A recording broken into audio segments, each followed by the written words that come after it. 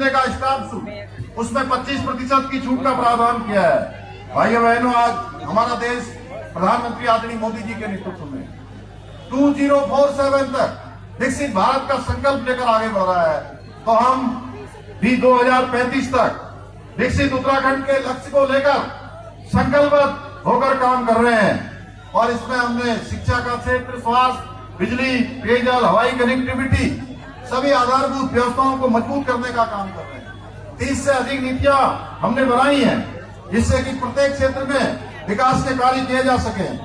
भाइयों बहनों, double engine सरकारों के प्रयास आज उत्तराखंड की विकारियों को नई ऊंचाइयों पर ले जा रहे हैं, जिन्हें कभी हमारे जैसे पर्वतीय राज्य के लिए असंभव समझा जाता था। आज हमारी अर्थव्यवस्था कई गुना बढ़ गई है।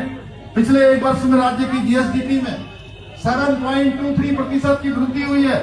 इसके अलावा प्रति व्यक्ति आय में 41% की ऐतिहासिक वृद्धि हुई है।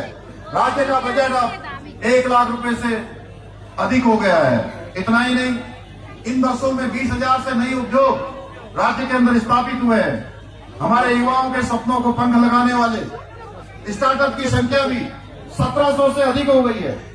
और इस सबका सुखद परिणाम है कि आज राज्य में रिवर्स प्लान हो रहा है और 44% लोग आज अपने घरों की ओर वापस लौट रहे हैं।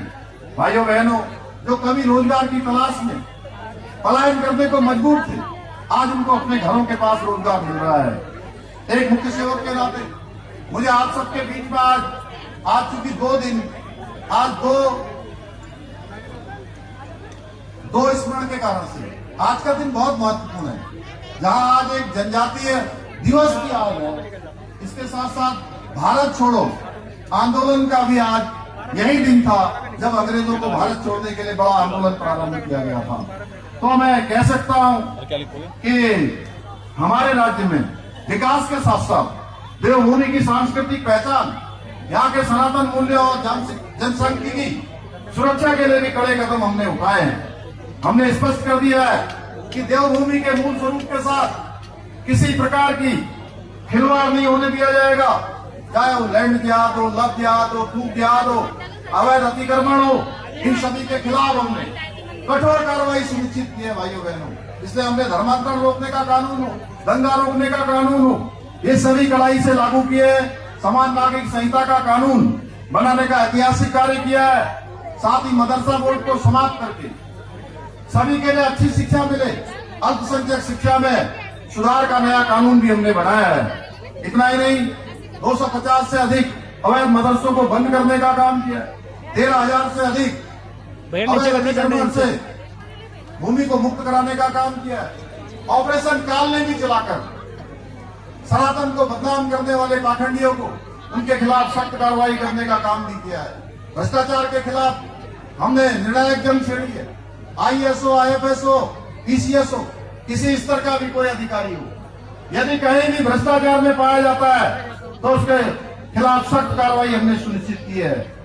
देश का सबसे सख्त नकल विरोधी कानून लागू किया है।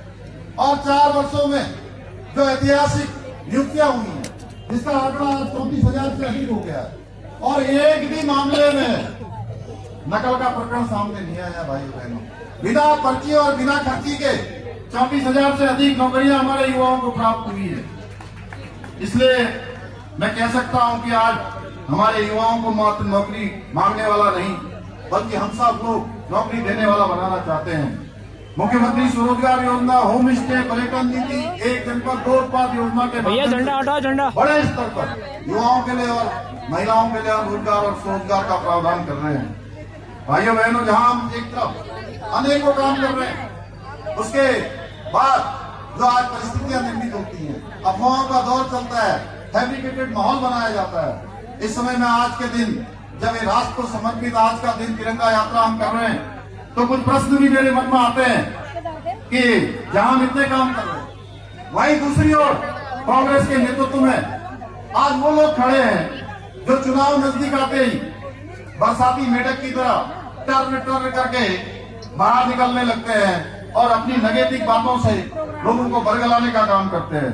हम ऐसे लोगों से पूछना चाहते हैं, सालों तक देश की सत्ता पर 60 सालों से अधिक वर्षों तक इन लोगों ने हुकूमत करने का काम किया। तब ये कहां बैठे थे? तब इन्हें युवाओं की याद क्यों नहीं आती है, जो आज हर बात पर युवाओं की बात करने के लिए क्यों उनको गुमराह करना चाहते हैं? तब इन्होंने युवाओं को अवसर देने के बजाय उनके भविष्य को